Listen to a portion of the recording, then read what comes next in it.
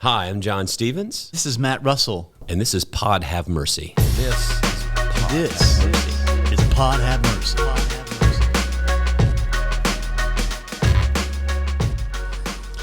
Well, welcome. This is Pod Have Mercy, and we are set up a little bit different today. This goes out on a YouTube channel, but mostly, a lot of people listen to it on a podcast. Yeah. But we are set up different. Instead of around the table, we've got more social distancing. So we're not on campus a lot, but we are doing some essential things, recording worship and stuff like that. And so we're able to maybe come do a few of these podcasts from time to time. But we now are far away from each other. The camera adds 10 pounds, and it also makes you look like you're closer than you really are. But we're actually 30 feet from each other. We are a long way. There's no air droplets coming. So today, of course, Matt Russell, who's always with us, and Sonja Gee, who is the executive director, president, CEO of Memorial Area Ministries. Is that what we call it? Memorial Assistance Ministries. Memorial Assistance Ministry, which is Ben Chapelwood's one of our key partners in the community of Spring Branch, although MAM reaches a lot more people than just that one zip code. So we've got a different setup, and we wanted to spend some time talking today about how this quarantine and coronavirus and COVID is affecting particularly people that are in the margins, that are the most vulnerable on the lower ends of the socioeconomic spectrum. Yeah, that's right.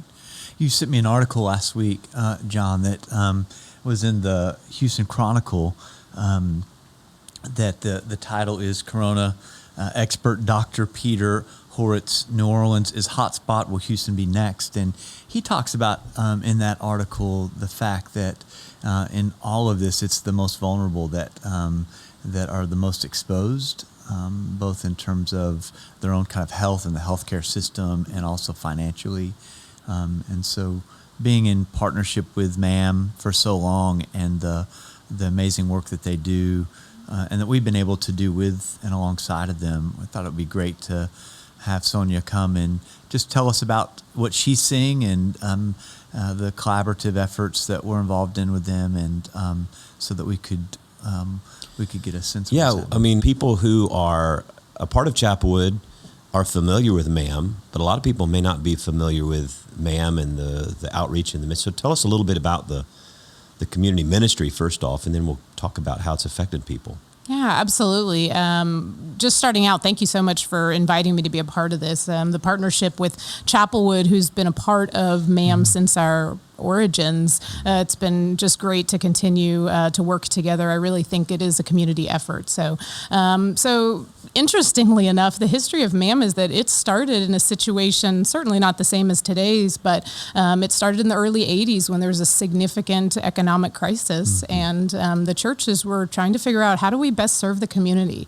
Certainly recognizing that there were folks that were having, a difficult time making ends meet for their families, and the church cared deeply and wanted to be helping their neighbors, but yet also recognized that it wasn't necessarily the wheelhouse of the church to be supporting in that area. And so it wasn't just Chapelwood, it was actually 13 different congregations at the time that came together and said, how can we, as a community of faith, come together, and how can we be the hands and feet to our community? And that's when MAM was formed.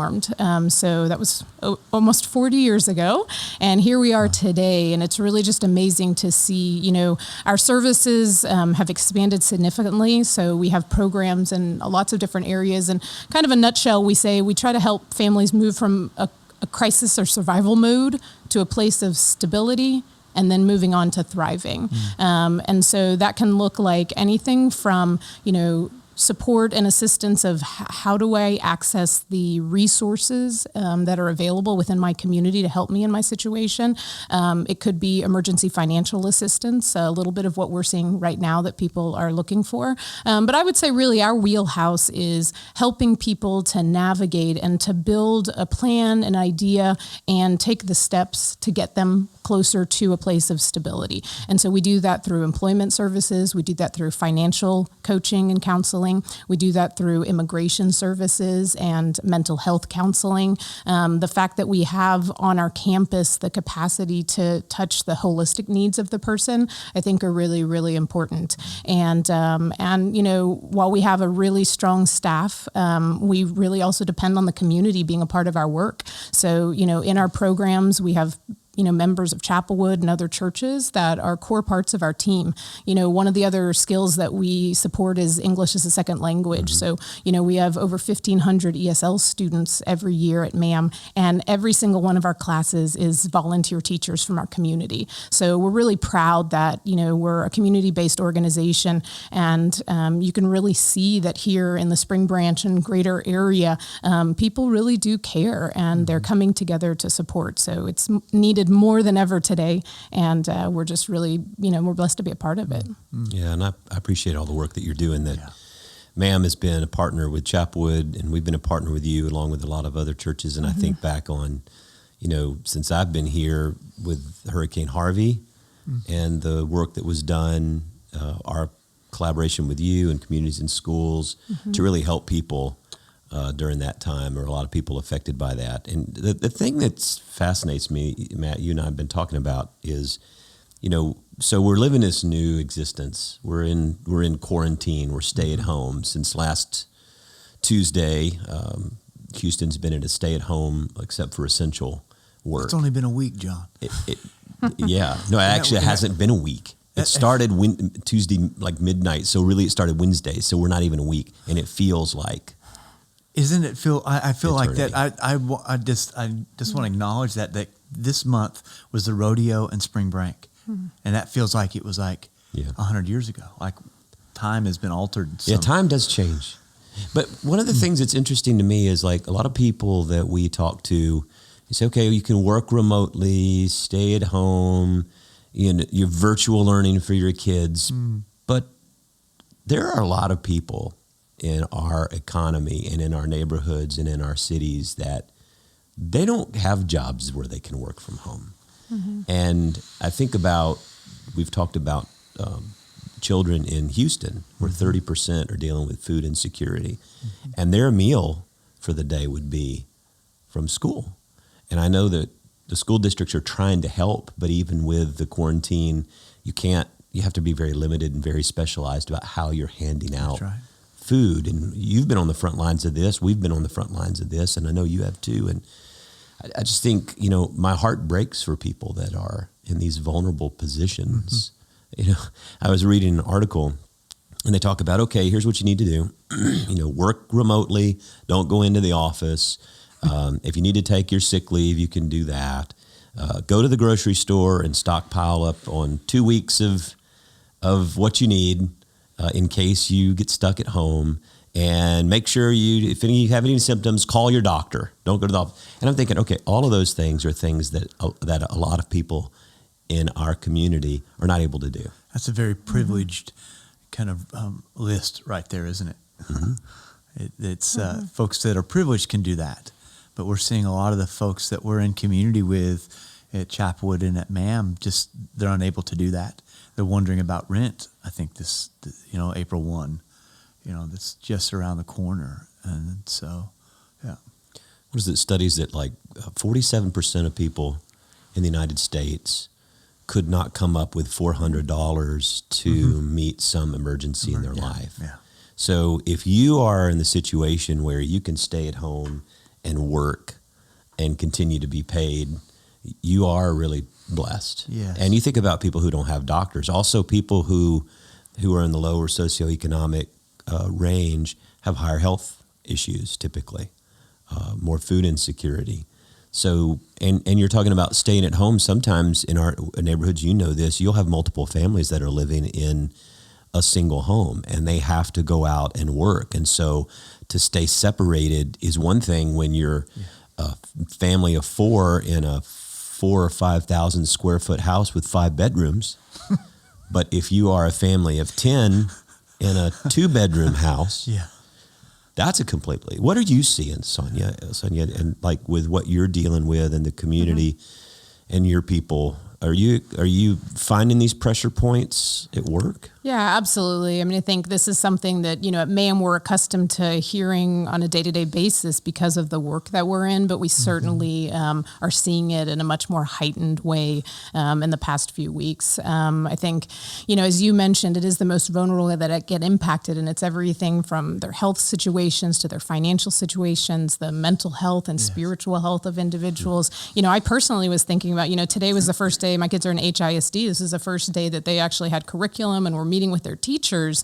And I thought, how many kids are out there where, one, their parents aren't available to help them. They don't have the technology at home to connect them in because, a lot of the systems right now are built on somebody having, multiple computers, laptops, smartphones, available, simple things like, people being at home, the amount of food that's consumed and electricity that will be consumed that will be different than kind of a day-to-day situation. All of those things are, certainly compounding the challenges that so many people already face if they, have been really struggling just to make ends meet on a day-to-day, even prior to this COVID situation. So, I think the other thing that we've seen pretty significantly is, since MAM's been virtual really, for the last week and a half now. And we've been fielding over 150 calls a day. A lot of the work that we're doing on the initial end is really just listening to people, helping guide people to what the resources are, what their options are in their situations.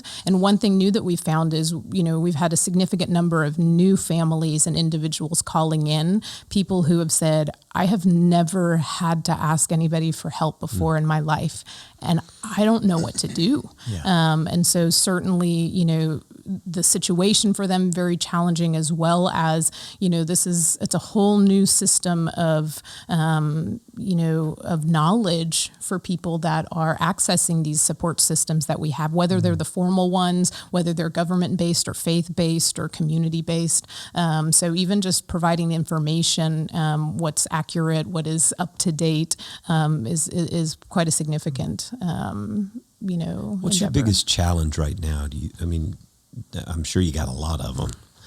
But right now, when you think of like what you're facing today, we're a week into a lockdown type situation where people are not able to work unless they're in essential jobs. But even those are limited now. Well, what's the biggest challenge you're seeing? Yeah, I think one of the difficult things is just the depth and the breadth of the need that's out there, and how to temper our responses so that we're most effective, able to help the most amount of people, but in a way that really is substantial enough that it allows them to work towards their pathway of stability. So, you always want to be careful of, making sure that you're helping people enough, but also recognizing that there's more need out there than, the dollars that we have are going to be able to respond to. So, certainly many nonprofits in our situation right now also, where we recognize that, in addition to the COVID situation, kind of just the oil and gas situation, which, for our local economy is so important, has a huge impact on our fundraising and our ability to provide the services, because at MAM, we really don't, depend on federal funding or government funding. And that's been a choice that we have made. And we've always depended on the community, and the community has always been so incredibly generous to support the needs that we're able to, provide for the community. That being said, we ourselves recognize that our entire community is being affected by this. And so, being able to be sensitive to the fact that, some of the folks who for many, many years have supported us may be in a situation where they themselves are having needs right now, has been just a whole new, area that we've had to navigate. There was, in one of our youth communities, there was a kid that I was talking to 2 days ago whose father and mother are undocumented, and the father lost his job. And the son is a high school student and is carrying just a lot of anxiety, if not almost despair. And I asked him, kind of who else is in that same boat, and he just started listing folks in his apartment complex and so there's a sense in which in North Spring Branch, it feels like almost like a black hole has opened. that each of us, I think John talks about it all the time, that we really need to attend to that. We need to not just think, and we're doing more than thinking about that. Right. But, you've listed and have talked about some resources that MAM has. And I've gotten on your website and just think, people need to know about these things, so we're not uncoordinated and doubling efforts in places where we could be collaborating. Could you talk about some of those? Yeah, absolutely. Right now you can look on our website. It's www.mamhouston.org, and we have special information there about the COVID services that are available. Mm-hmm. There's direct lines and emails that you can connect with if you are needing help, and that's, it's information and referral support, financial assistance, employment assistance, immigration and legal support, mental health counseling, and financial coaching and education support. Those are kind of our core services. And, you can reach out to us. We're not live answering the calls, but we have been able to keep up within, a short period of time, getting all the calls back. One thing to recognize is just the tremendous amount of need right now. I know that a lot of people have tried to get onto Texas Workforce Commission's website and haven't been able to get through to anybody there. Certainly we can all recognize that the systems, just like we see in our healthcare system, unemployment systems and other systems are in the same situation, just very bottlenecked, trying to get as much support out to the community as possible. But there's just a certain amount of bandwidth, people-wise, technologically wise, to be able to do that. So, we definitely ask for your patience. We try to ensure that we have a chance to talk with everybody and take a next step with them of what can be, the most helpful, but also recognizing that our support, may be support that is going to go on for, several months with the families that we're serving. And so, we are setting up appointments so that we can have, virtual calls with people depending on, what their particular need is. It's been, you were mentioning being up in, Pittner Road, and especially in a lot of these apartment complexes. Of course, there's already a lot of anxiety because of financial situations, because of immigration situations, and certainly now, this additional layer of the health concerns. We have several people on our staff who, live in different areas of Spring Branch and our service area. And, it's been really great to hear, just the other day, a guy who's in our warehouse was telling me that, he has elderly neighbors in his apartment complex, and they literally have no one to go to and have no idea how to reach out for help. And so, he's both been able to connect with them and let them know about MAM, but, he's gone grocery shopping for people. That's just the type of, response. Bernie, who's our navigator, he's sometimes the first person that people will talk to when they come to MAM. He's from Spring Branch, and he's just done an incredible job, working lots of hours and being available by phone, by email, by text, just trying to really help the community be as connected as possible to the resources. That's great. Yeah, I was looking and reminding myself of just some thoughts from, this articles that talks about that these pandemic situations as it relates to inequality has an exponentially or an exponential impact that goes way beyond the epidemic or the pandemic. And they were talking about how when this hits, it sets off this cycle of declining economic status, rising chronic illness, further depresses productivity, rises healthcare costs. This has been in a lot of the political debate. And this one particular biological science journal, they talk about these disease-driven poverty traps in which the combined causal effects of health on poverty and then poverty on health, it hits the system so that you have people who are the most vulnerable, who have less access to health care. That's right. All right, they have a higher chronic illness because they're in a lower socioeconomic, and actually people don't realize too that older adults tend to be on the lower economic margins. So that people over 70, I think it is, the average median income in 2017 was like $20,000 a year. Wow. So you have your elderly crowd, the poorer crowd, and you think, okay, well, so let's just say that in Houston, for example, they have an eviction freeze. Supposedly, you're not supposed to be evicted from your place, but you probably know as well as anyone that with some of the apartment complexes we're dealing with, I mean, after Harvey, they just painted over mold in the wall, and we'd have to go and there and work with the city and the inspectors, but that doesn't mean people aren't being evicted, and it also doesn't mean that even though they can't be evicted, those rents are now still piling up.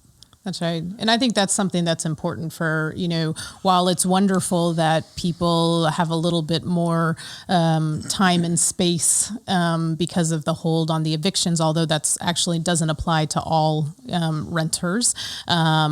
The same with utility cutoffs.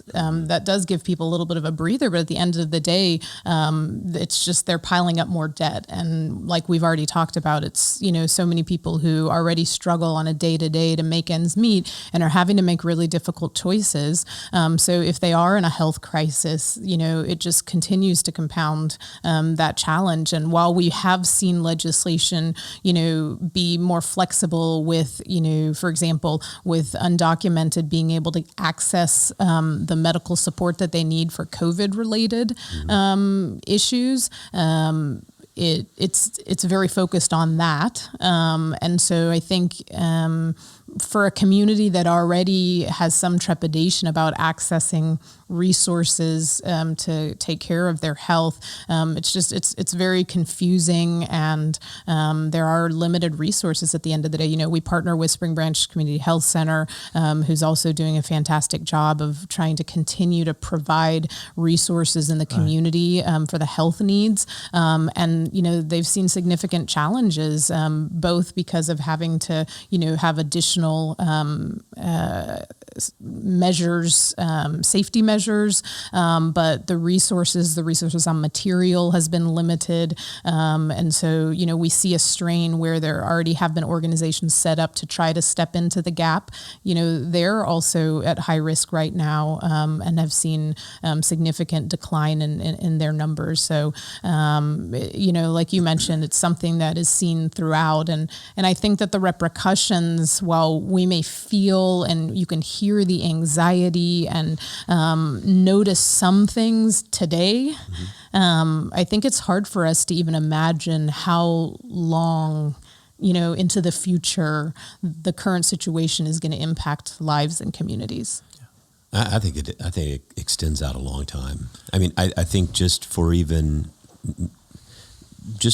people that are not facing these issues, we're looking at significant ways that we do things differently. Yeah. And places like, so now it's been extended, the social distancing, through the end of April by the government. CDC and the federal government are now kind of aligned on that. I think today there'll be Texas, the governor, from what I understand, will have a press conference, and I think be in alignment with the national federal CDC, and probably also, again, the schools now will be closed through all of April. Now, some states, I think in Georgia, they've already closed for the whole year. Yeah, that's right. They've already announced that. So I think this is one thing for us, for me today, is to think in terms of wherever we are, to just count all the blessings that are in front of you. And when you start getting frustrated because you're stuck in your house, or you can't go hang out with your friend, or you can't go hook up with some other couples and have dinner or whatever, to think about how this is impacting a huge part of the center of not only our city, but of our economy that keeps things going. And I just think there's going to be a huge ripple effect from this that we don't even know at this point. Yeah, earlier this week, Matt led a part of our the MAM's team and just some spiritual care, and we really appreciate that. And he was mentioning the ABCs of gratitude, and so I did it with my family. We went around the table yesterday and tried to get through the alphabet and just talk about the things that we are grateful for, because what was X? You know what? Z is going to be Zoom from here on out. Zoom. Z is Zoom. I find myself, because of the work that I'm in, and because I do, I know deeply the need needs of the community. I interact with the folks who are, facing these challenges every day. It's sometimes difficult for me, not to also sympathize with the things that my kids are feeling that they have a loss for. And so, my first reaction is to say, you have no idea, you should be grateful for all these things because there are folks who this, that, and the other. And so, I loved this tool, which allowed us to put it in the context of how we can be grateful as opposed to me in a reactionary way throwing it at my kids because of the circumstance. But I do think that that's something that as a community, we constantly have to focus on as people of faith, just recognizing the grace and abundance that's in our life. But it's also a great time for us to reflect on, how many things we've built into our lives and our culture, into our churches, into our purchasing, into our lives, and the value that they have. And when we're in a space like we are today, where it really just gets peeled back to the raw, what do we really all need? What do we need to be well in the way that God desires for us to be well as people and as a community? What do we really need? And how are we living our lives in such a way that we're leaning in, whether it's with our words or our prayers, whether it's with our wallets or our time? How are we leaning into becoming the people and the community that God created us all to be? And so while in the midst of this, certainly we have this deep awareness that there are needs out there beyond what we feel like can be met. I also deeply believe that God richly provides for us all. And if we can work together with what has been given us, we can live lives, rich lives together as a community. But I certainly see this as a time of reflection and a time that we're all going to be challenged significantly because, we are all in a place of grieving and loss. Yes. We've lost our regular rhythms of life. We've lost resources that we're accustomed to, and we've lost connection with people that, are really important to us. So I think that those are all things that we're in the process of managing together. That's really good. When we were yesterday at the Fairhaven, at the food bank there, I think there was over 260 families that ended up being fed out of that. Is that right, John? I think that's what. What Suzanne said. As we were kind of handing out food, I was struck with the part of the Lord's Prayer that I've said a lot, but has never impacted me in this particular way of giving us this day our daily bread, as we're actually putting boxes down for people's daily bread, and I'm in a family that's been able to hoard some bread, and I realize that I'm not having to pray that prayer yet. Right. And so I'm both wanting to be deeply practical about it as a Christian and then also deeply generous, and that tension between being around families that are actually, that's a prayer. This is their manna. They don't know what's coming tomorrow, and so knowing that Chapelwood, knowing that MAM is standing in the gaps there feels like it's the work of what it means to be more deeply human together as people, not just Christian, but I think whatever it means to be human is where we'll find Christ. My hope, I was sharing the other day, I've been reading again the Desert Fathers and Mothers, and Abba Anthony talks about when you're in your cell, you insulate yourself from certain wars in the world, and there's anger and there's this and there's that. He said, but you can never insulate yourself from the war that rages in your own heart. The war that you have against yourself. And I think what this does more than anything is it puts us in a position to where now we are all in our cell. And they used to say, stay in your cell will teach you everything.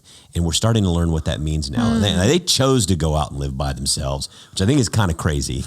Right. But, we're forced, and it's like I said last week, I'm getting to the point where I need quarantine in my quarantine.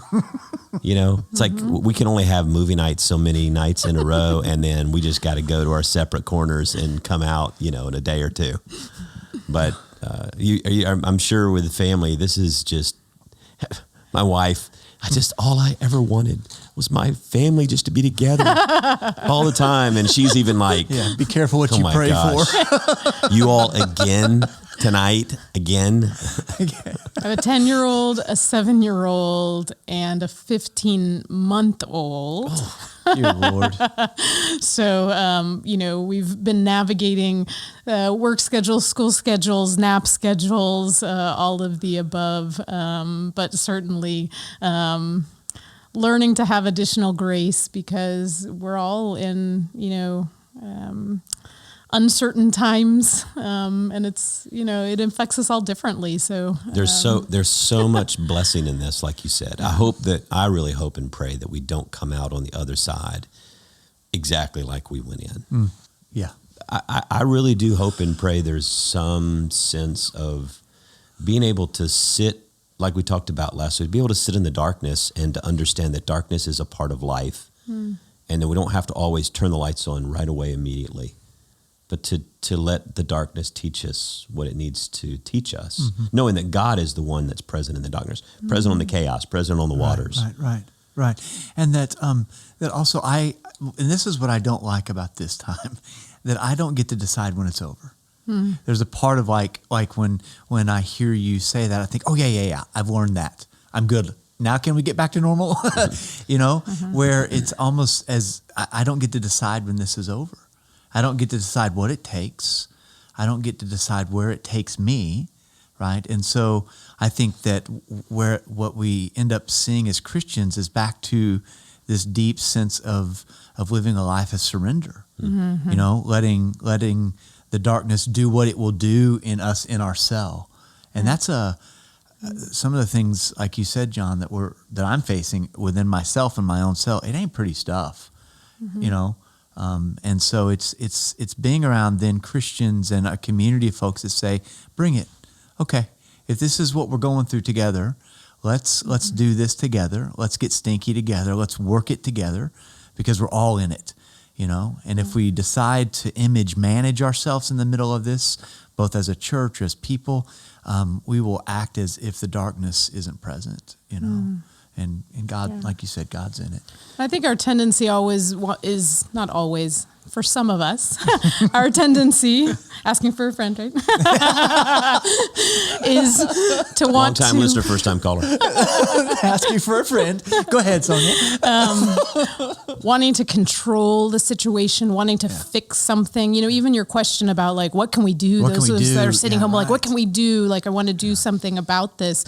And I think sometimes it's so challenging when, there are situations in our life that, maybe what we need to do is accept them for what they are and listen and hear for what God's telling us in them. So, the other day when my son asked me, why are people buying so much toilet paper, Mom? Yeah. It made me reflect that, when we are in a place where we fear and where we're not certain we have the resources and we're trying to control and protect ourselves and act in ways that respond to what we think are the most immediate needs, we sometimes do things that, may not necessarily be the choices that do make the most sense, but they're the most natural thing given the resource and the context that we're in. The toilet paper thing is crazy. and it's like, give us this day our daily toilet paper.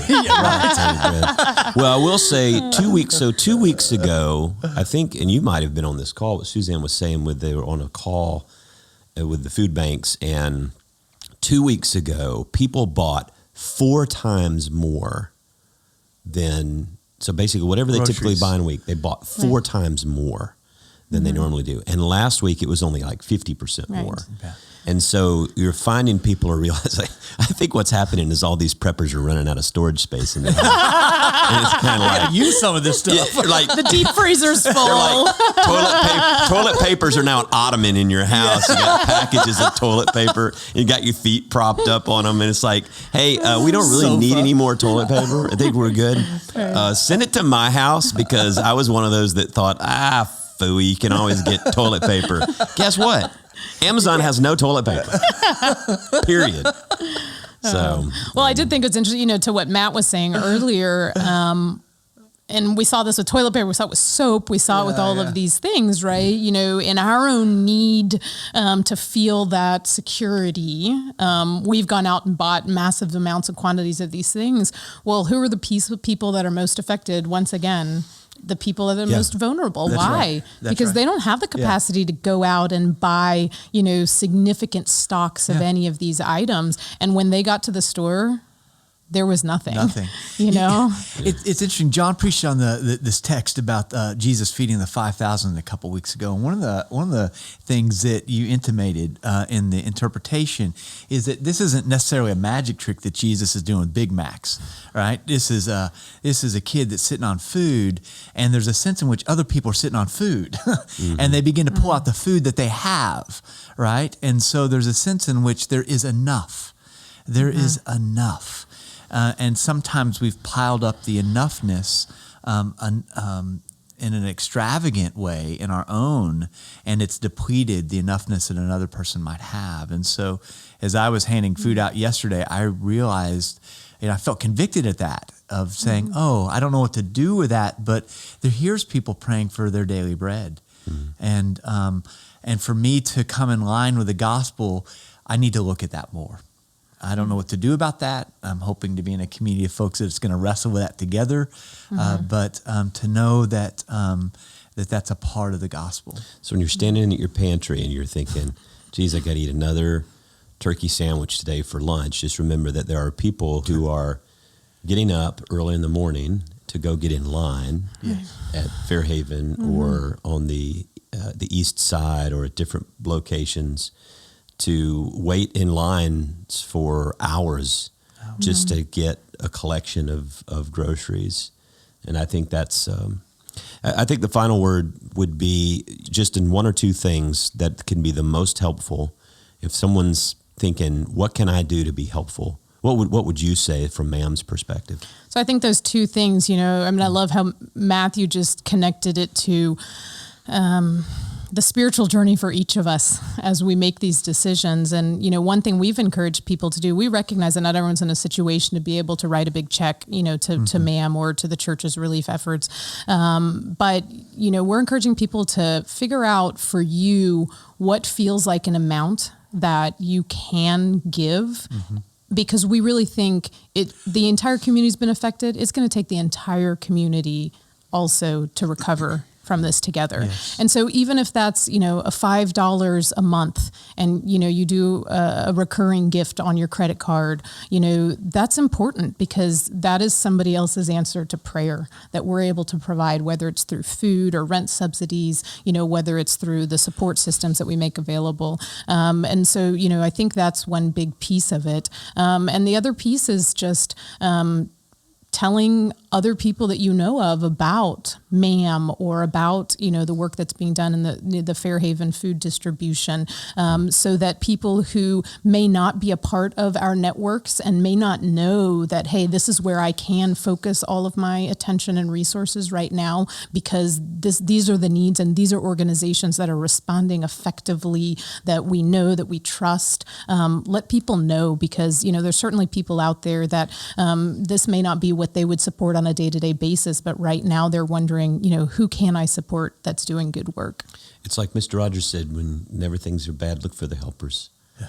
And I think that it's just like right now, my philosophy is look at the leaders locally, statewide, nationally, your elected leaders who are doing the best work at helping us to get through this. Those are the ones that need to be rewarded on the other side. to be reelected or to put in a higher office. And I think the same thing is true with organizations and churches these days, is you're going to see in this very difficult time, what's the focus? What are you expending your energy and your resource on? Yeah. And I think I would say to people, if you're in a vulnerable place, in a space, part of what you need to spend your energy on is taking care of yourself. Yes. But absolutely. There are a lot of people who are blessed, even with the struggles economically in the city, whether it's related to work. There are still a lot of people who are blessed abundantly. And this is where they are able to pull out the loaves and the fish and say, hey, you know what, I'll offer this up. That's right. Yeah. I was thinking about an article that David Brooks wrote this last week about kind of the moral meaning of the plague. And if it's okay, I'm just going to read a couple of the lines out of this that I've been... You're going to read the whole article? I'm going to read the whole article. I think it's copyright issue. So get comfortable, John. And he says this: Viktor Frankl, writing from the madness of the Holocaust, reminds us that we don't get to choose our difficulties, but we do have the freedom to select our responses. Meaning, he argued, comes from three things: the work we offer in times of crisis, the love we give, and our ability to display courage in the face of suffering. The menace may be subhuman or superhuman, but we all have the option of asserting our own dignity even to the end. I think this cuts across socioeconomics, right? So whether we're folks who are in Pittner Road or deep in the heart of one of the villages, that is our work as people. To face this suffering with dignity, with courage, with love, and with service. And I think I'm glad to be in a community where both Chapelwood and MAM is doing that every day. We always need to pray for the least of these, and even their normal connections. Like I think about Spring Spirit Baseball. Yeah. No, they're down. There's no place for the kids to go meet up and play and have fun. And it breaks my heart to think about that. Sonja, thanks for being with us. And let us all know how we can be helpful as we continue on. I'm John Stevens. I'm Matt Russell. Sonja Gee. Thanks. Good job. And this is Pod Have Mercy.